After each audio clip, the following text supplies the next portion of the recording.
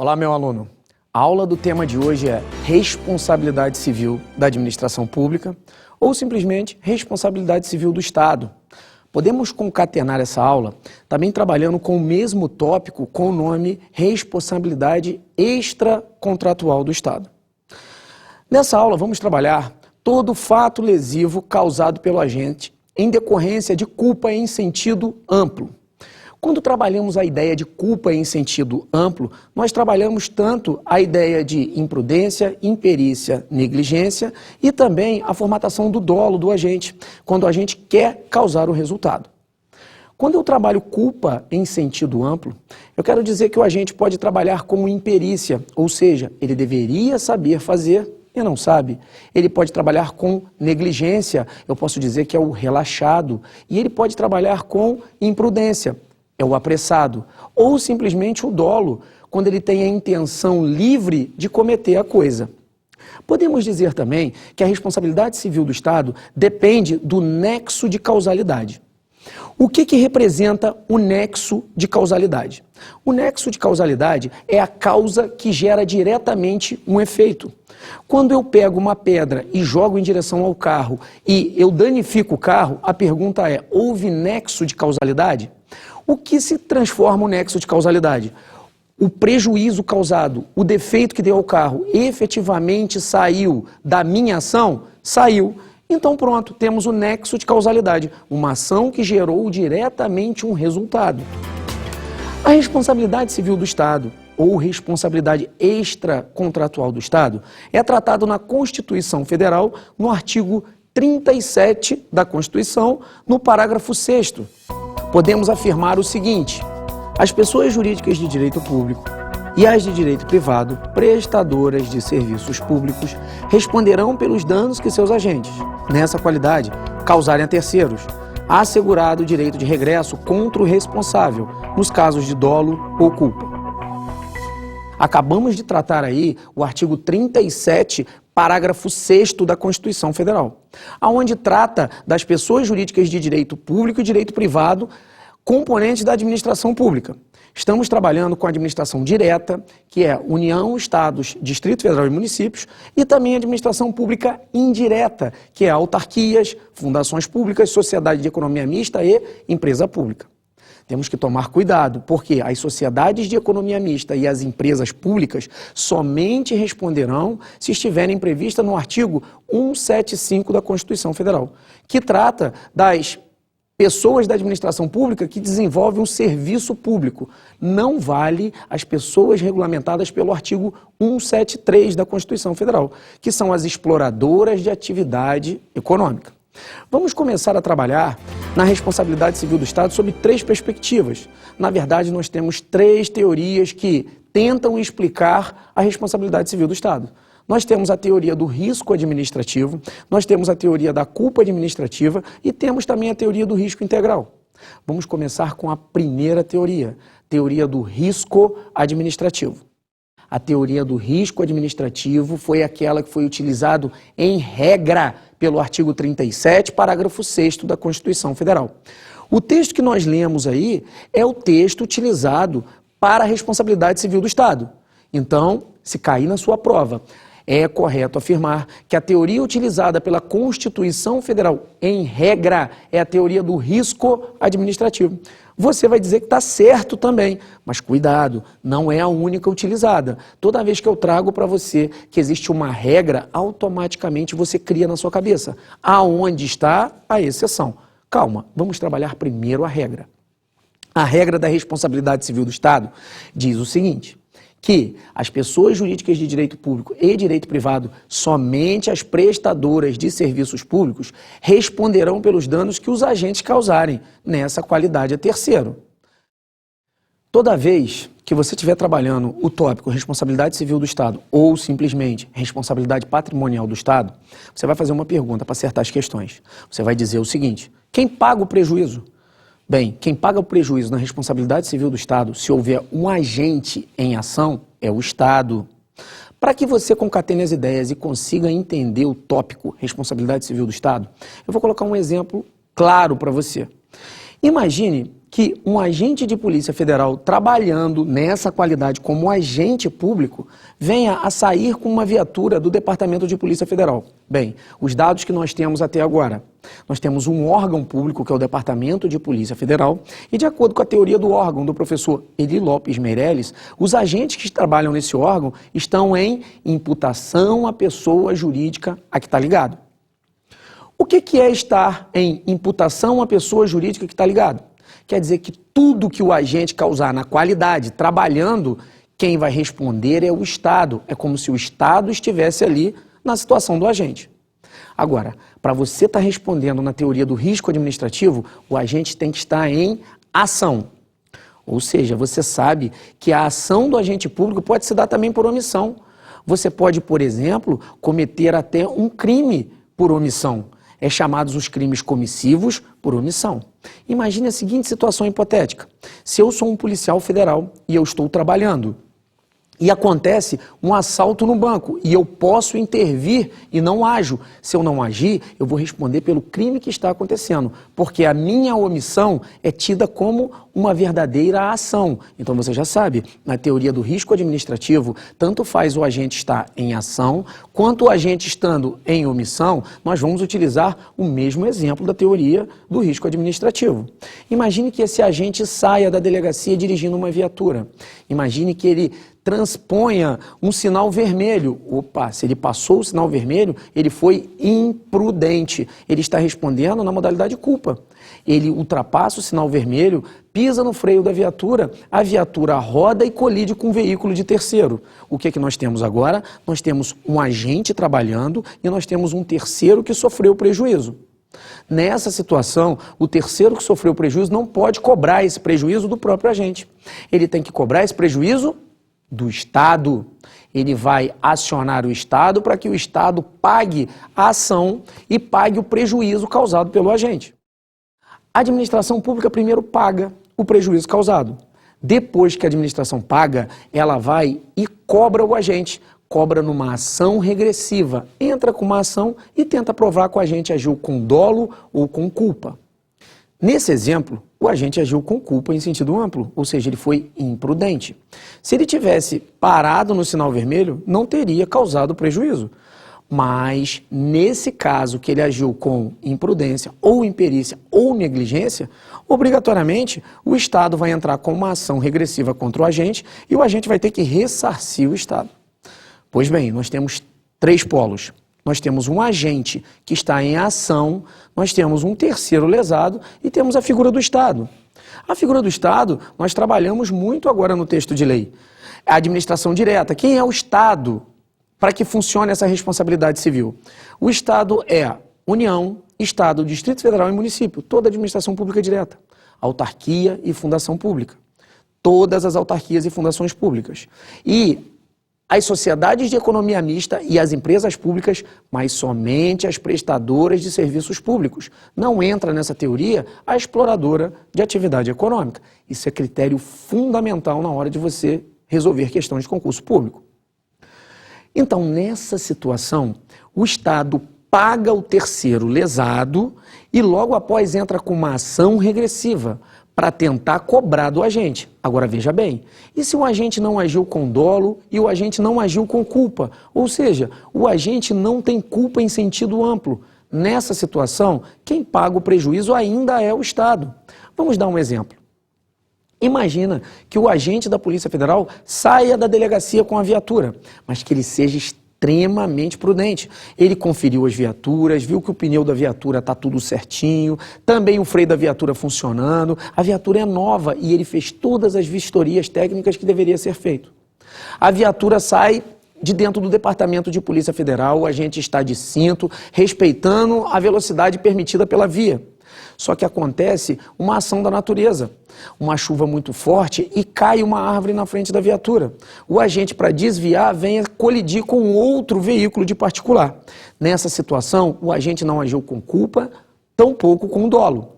Mas ainda assim, o Estado é obrigado a ressarcir o terceiro, porque o agente estava em ação e causou diretamente o prejuízo, ou seja, houve nexo de causalidade, ação que efetivamente causou o prejuízo. o terceiro lesado cobra o Estado paga e ainda assim vai ter que entrar com uma ação regressiva contra o agente, para tentar provar o dolo e a culpa. Se o agente não agiu com dolo e o agente não agiu com culpa, o agente não paga, porque a responsabilidade do agente é subjetiva e a responsabilidade do Estado é objetiva. Para fins de concurso público, você vai dizer o seguinte, que a responsabilidade do Estado é sempre objetiva, porque o Estado paga independente de dolo ou culpa do agente, mas o agente só paga se agiu com dolo ou agiu com culpa. Essa é a nossa teoria do risco administrativo.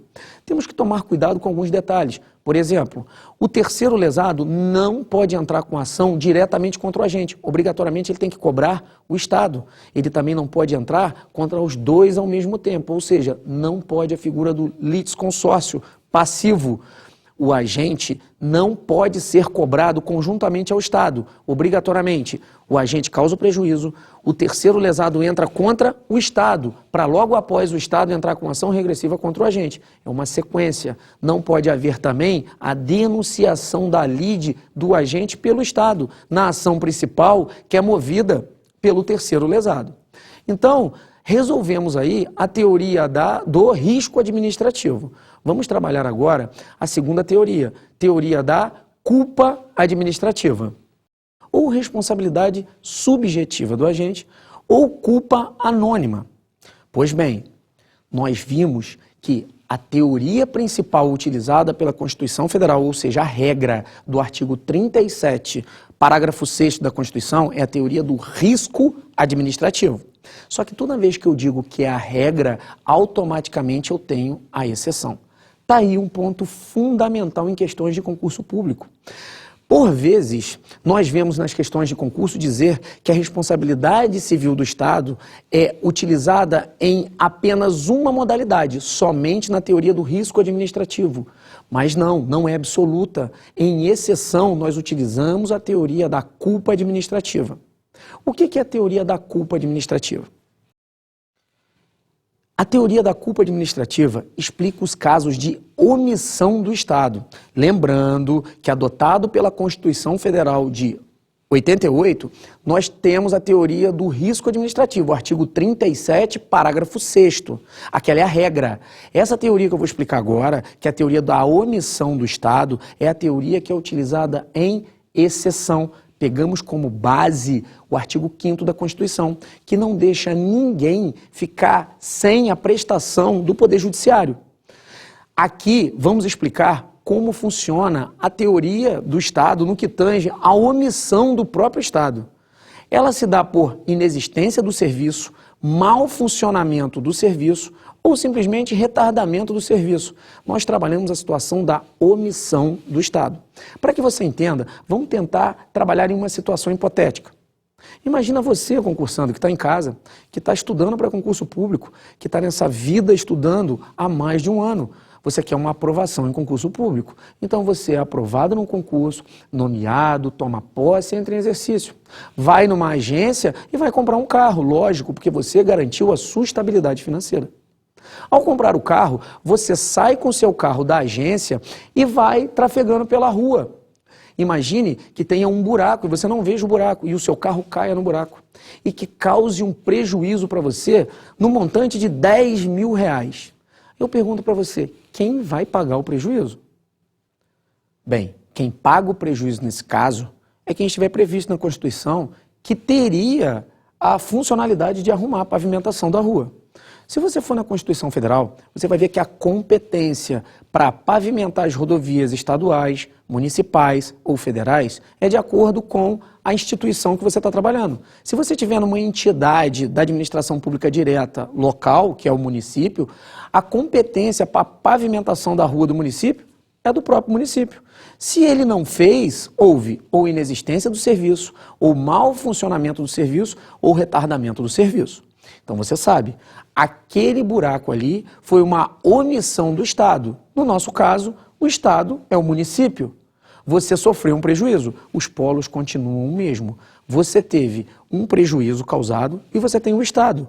Nessa teoria, o que está faltando? Lógico, está faltando um agente. Você não tem um agente envolvido na situação. Houve simplesmente inexistência do serviço, mau funcionamento do serviço ou retardamento do serviço. A diferença da teoria da culpa administrativa para a teoria do risco administrativo é que no risco você tem um agente trabalhando em ação ou omissão para o Estado. Na teoria da culpa administrativa você não identifica o agente, simplesmente você identifica a inexistência do serviço, mau funcionamento do serviço e retardamento do serviço. Na teoria do risco administrativo, a responsabilidade do Estado é objetiva. E a responsabilidade do Estado, na nossa teoria agora da culpa administrativa, é subjetiva. Então, na hora da prova, tem que tomar muito cuidado. Teoria utilizada pelo artigo 37, parágrafo 6º, teoria do risco administrativo. A responsabilidade do Estado é objetiva. A responsabilidade do agente, na regra, é subjetiva. E nessa teoria que estamos utilizando agora, que é a teoria da culpa administrativa, a responsabilidade do Estado é subjetiva. Embola na hora da prova se você estiver identificando ou não identificar a teoria utilizada. Sabemos que utilizamos as duas teorias, uma em regra, outra em exceção. Regra, risco administrativo. Exceção, culpa administrativa. No risco administrativo, a responsabilidade do Estado é objetiva, do agente, subjetiva. E aqui a gente tem um agente trabalhando, ou seja em ação, ou bem seja em omissão. Na teoria da culpa administrativa, não identificamos o agente. Simplesmente houve inexistência do serviço, mau funcionamento do serviço ou retardamento do serviço. Na teoria do risco administrativo, a ação é automática. O agente entra diretamente contra o Estado. Já na culpa administrativa, você vai ter que entrar no Poder Judiciário, para que o Poder Judiciário prove que o Estado agiu com dolo ou com culpa. Ou seja, quem vai responder na modalidade subjetiva é o próprio Estado.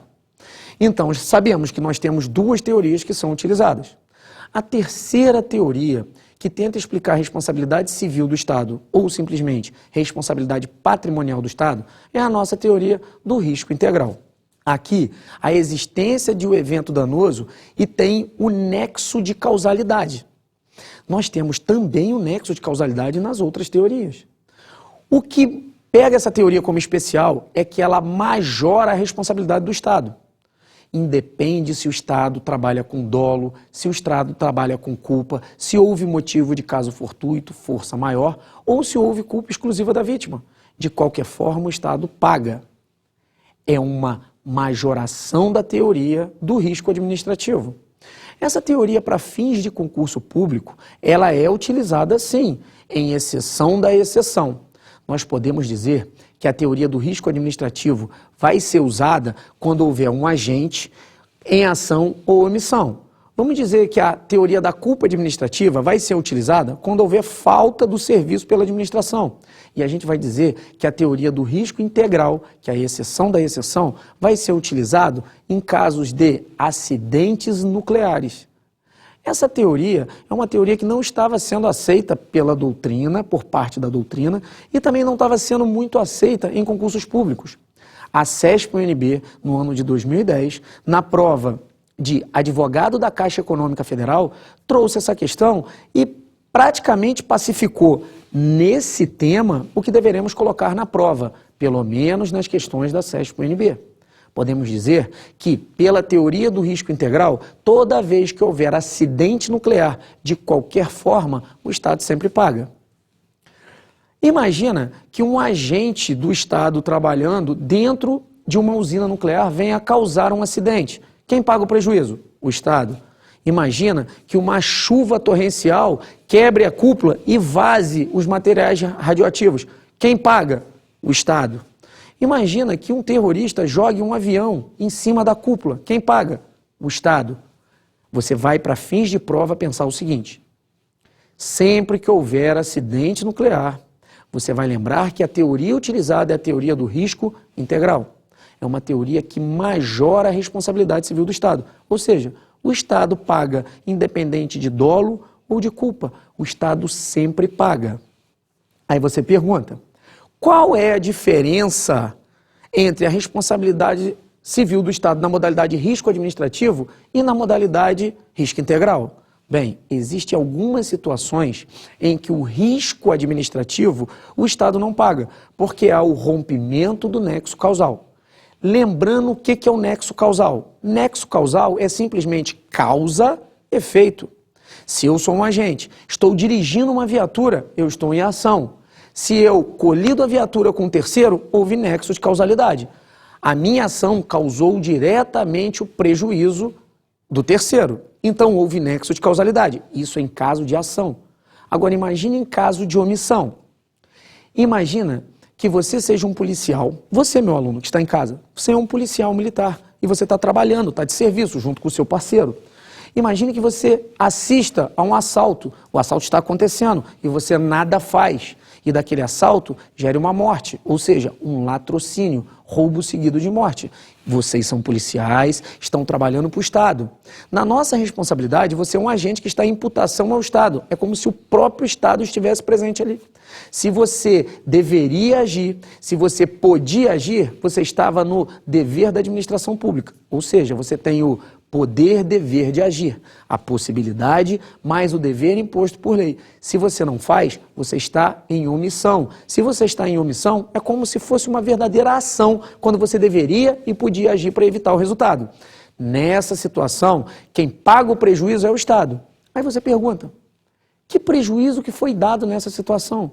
Ora, ali nós perdemos duas coisas. Perdemos o direito à propriedade privada, porque o cidadão foi assaltado, e também ele perdeu a vida, latrocínio, roubo seguido de morte. Nessa situação, o prejuízo sofrido pelo terceiro vai ser pago por quem? Diretamente pelo Estado. Os familiares do terceiro lesado entrarão contra o Estado vai pagar o prejuízo e logo após vai cobrar em ação regressiva do agente. Se o agente agiu com dolo ou com culpa, quem paga é o agente. Nesse caso do exemplo que eu dei dos policiais, os policiais agiram com dolo. Eles quiseram diretamente o resultado, porque eles deveriam agir e não agiram.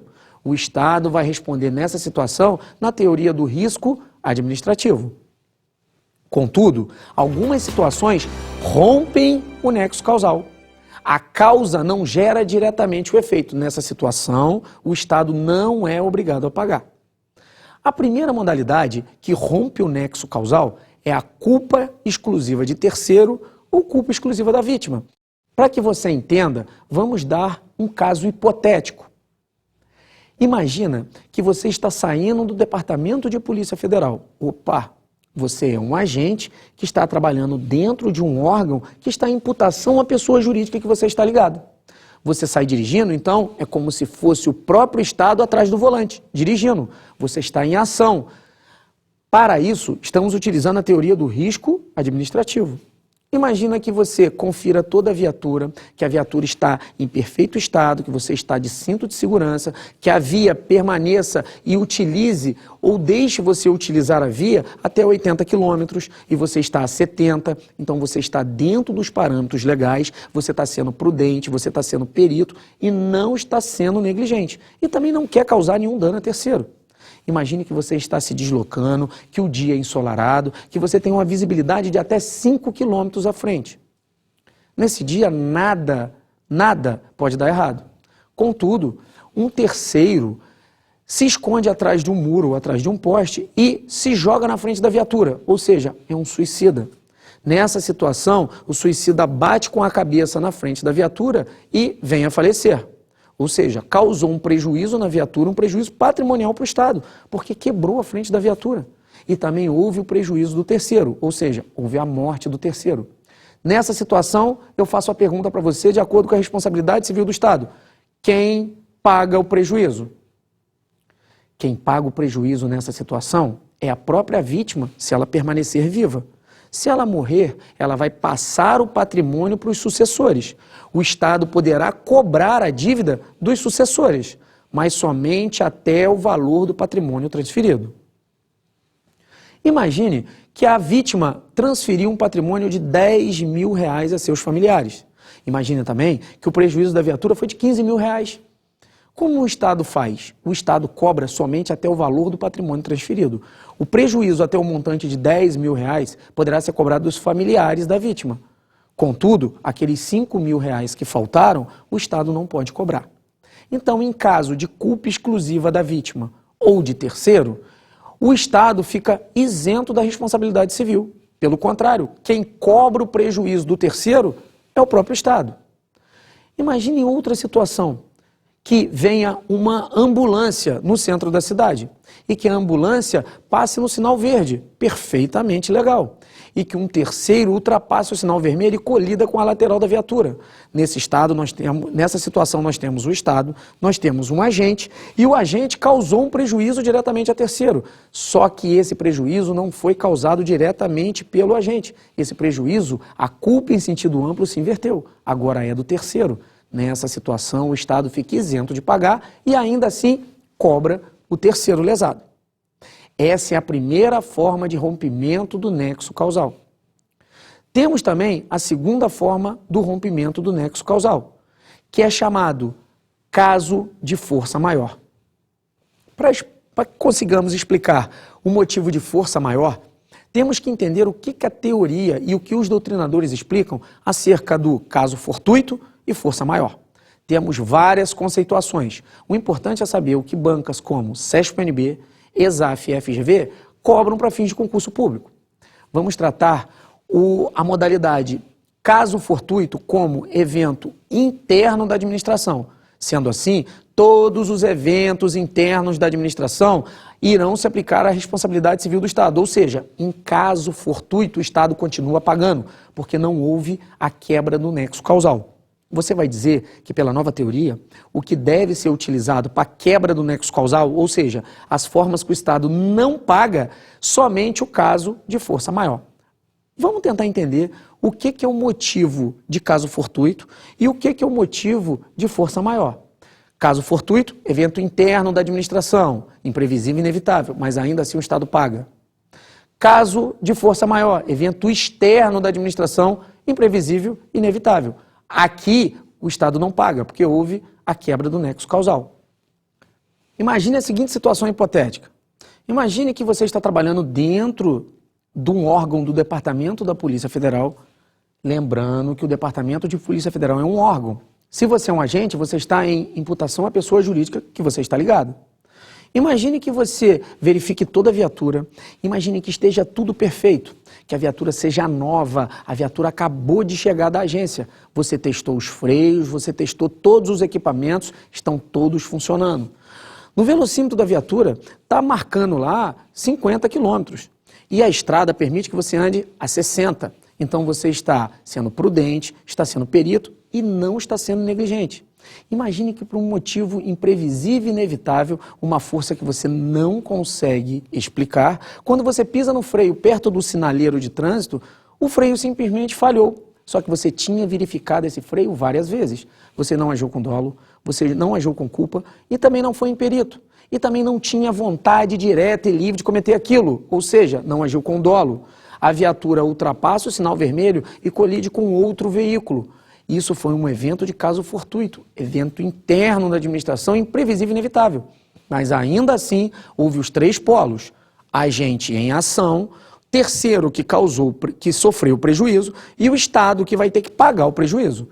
Então, no caso de caso fortuito, que é motivo interno da administração, não há rompimento do nexo causal.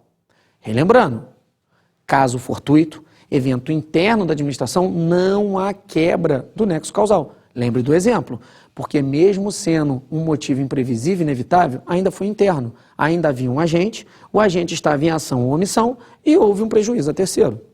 Agora, no motivo de força maior, de acordo com a nossa classificação para as bancas examinadoras de concurso público, nós vamos utilizar ela como sendo um evento externo, imprevisível e inevitável. Nessa há o rompimento do nexo causal. Imagina que dentro de um departamento de polícia rodoviária federal, você tenha um veículo apreendido. Ou seja, o agente está trabalhando na rodovia para o seu veículo. O seu veículo está com o documento atrasado. O agente pega o seu veículo, pega o documento e vê que o documento está atrasado. Ele vai apreender regularmente o veículo porque você não pagou a documentação. O veículo fica em depósito, fica na custódia da administração. A responsabilidade é da administração pública. Assim que você acertar a documentação, o direito à sua propriedade privada é resgatado. Você pega de novo o seu veículo. Imagine que durante a noite há uma chuva torrencial e chova várias pedras de gelo e lá dentro danifique por completo o veículo. Eu pergunto para você, o Estado estava com a custódia do veículo. O veículo era a responsabilidade do Estado. Nós temos o Estado que apreendeu o veículo, nós temos um terceiro que sofreu prejuízo. E agora, como resolver esse problema? Nessa situação, você vai classificar esse exemplo como motivo externo à administração imprevisível e inevitável.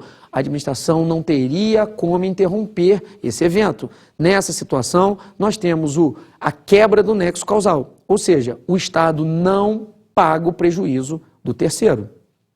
Então, nós vimos já duas situações que quebram o nexo causal. Primeira situação, culpa exclusiva da vítima ou de terceiro.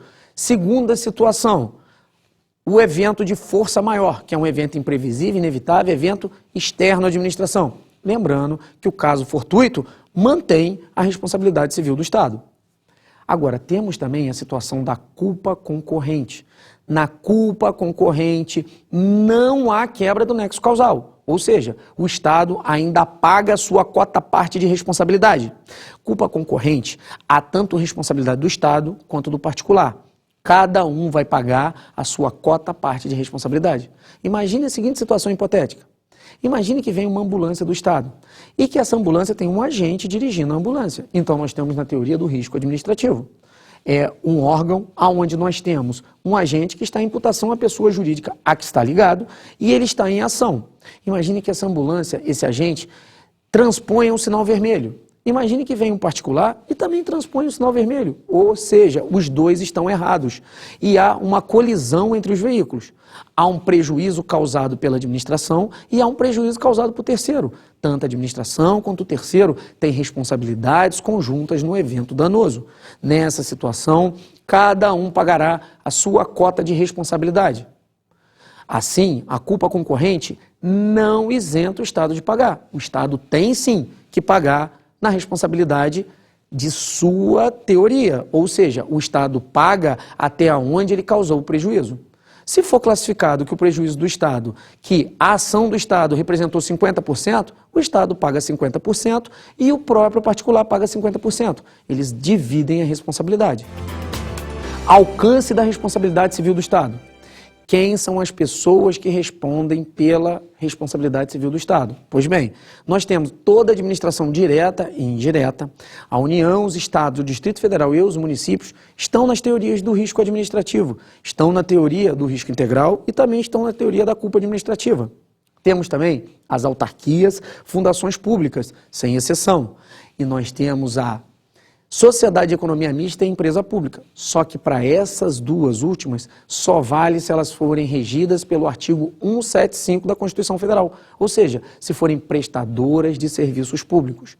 As sociedades de economia mista e as empresas públicas, que são exploradoras de atividade econômica, não responderão por nenhuma das teorias. Responderão simplesmente pela teoria do Código Civil, ou seja, responsabilidade civil comum do Código Civil.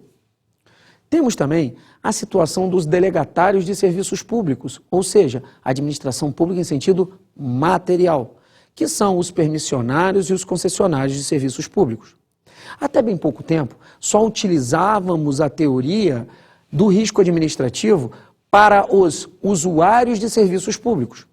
Contudo, recente decisão do STF, do Supremo Tribunal Federal, decidiu que para os concessionários e permissionários de serviços públicos, utilizamos tanto a teoria do risco administrativo, porque não podemos fazer diferença entre usuários e não usuários de serviços públicos.